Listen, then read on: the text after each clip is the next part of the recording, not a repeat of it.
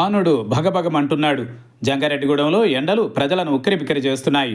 గురువారం గరిష్ట ఉష్ణోగ్రత 44 డిగ్రీల సెల్సియస్గా నమోదైంది.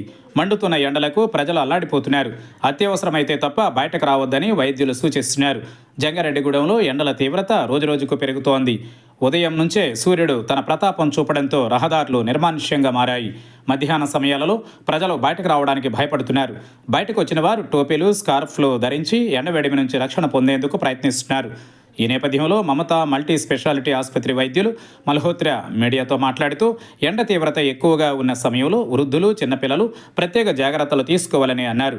ఎక్కువగా నీరు తాగడం, బయటికి వెళ్లేటప్పుడు టోపీ, స్కార్ఫ్ వంటివి ధరించడం మంచిదని అన్నారు. ఎండ తీవ్రత ఎక్కువగా ఉన్న సమయంలో బయట తిరగకూడదని అన్నారు. వడదెబ్బ బారిన పడకుండా ప్రజలు అప్రమత్తంగా ఉండాలన్నారు.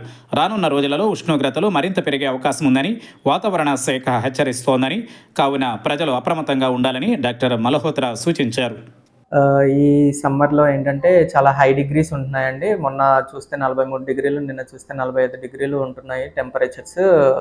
ఈ మంత్ ఎండింగ్ వరకు కూడా 50 డిగ్రీస్ సెంటిగ్రేడ్ వరకు కూడా టచ్ అయ్యే అవకాశం ఉందని నిపుణులు చెప్తున్నారు. సో ఇంత హై టెంపరేచర్స్లో ఏంటంటే హీట్ స్ట్రోక్స్ అంటే వడదెబ్బ వల్ల ప్రజలు చాలా ప్రమాదానికి గురవుతూ ఉంటారు. వడదెబ్బ వల్ల మీరు ఎక్కువగా ఏంటంటే హై గ్రేడ్ టెంపరేచర్స్ రావడం కానీ, అంటే జ్వరాలు, రెండోది ఏంటంటే ఎక్సెసివ్ స్వెట్టింగ్ అంటే చెమటలు ఎక్కువ పట్టడం కానీ, గుండె వేగంగా కొట్టుకోవడం, గుండె దడ అంటారు కదా, గుండె దడ ఉండడం కానీ, వికారం కానీ, వాంతులు కానీ, కండరాలు పట్టేయడం, మసిల్ క్రాంప్స్ అంటారు కదా, ఇలాంటి వాటితో ఎక్కువ బాధపడుతూ ఉంటారు. ఇలాంటివి మీరు తగ్గించుకోవడానికి మీరు తీసుకోవాల్సిన జాగ్రత్తలు ఏంటంటే ఎక్కువ పీక్ టైమింగ్స్లో అంటే ఎక్కువ టెంపరేచర్స్ ఉండే టైమింగ్స్లో మీరు బయట వెళ్ళడం అవాయిడ్ చేసుకోవాలి. అంటే 11 o'clock నుంచి ఈవినింగ్ 4 o'clock వరకు బయట తిరగకుండా ఉంటే మంచిదండి.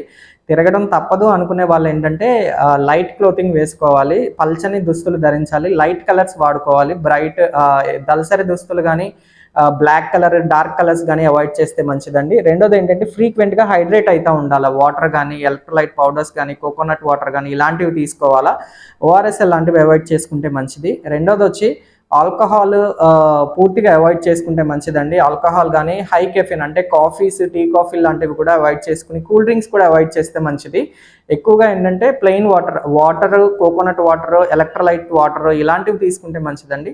మూడోది వచ్చేసరికి ఏంటంటే ఇంకా ఎండలో తప్పదు మేము పని చేయాలి అనుకునే వాళ్ళు ఏంటంటే ఫ్రీక్వెంట్గా బ్రేక్స్ తీసుకుంటూ ఉండాలి. గంటకి 2 గంటలకి ఒక 10 నిమిషాలు బ్రేక్ తీసుకుంటూ ఉండాలి. లేదంటే పల్చని దుస్తులు ధరించి మధ్య మధ్యలో వెట్ టవల్ అంటే టవల్ ఏదన్నా తడిపి ఒంటి మీద వేసుకుంటూ ఉండండి. లేదంటే మధ్య మధ్యలో వాటర్ మొహం మీద కానీ, బాడీ మీద కానీ చల్లుకుంటూ ఉండాలి. ఇలాంటి చిన్న జాగ్రత్తలు తీసుకోవడం వల్ల మనల్ని మనం ఈ వడదెబ్బ నుంచి కాపాడుకోగలుగుతాము. ఏ మాత్రం కొద్దిగా టెంపరేచర్స్ కంట్రోల్ అవ్వట్లేదు, కండరాల నొప్పులు తగ్గట్లేదు, దడ తగ్గట్లేదు అంటే మాత్రం దగ్గరే ఉండే హాస్పిటల్కి విజిట్ చేయండి.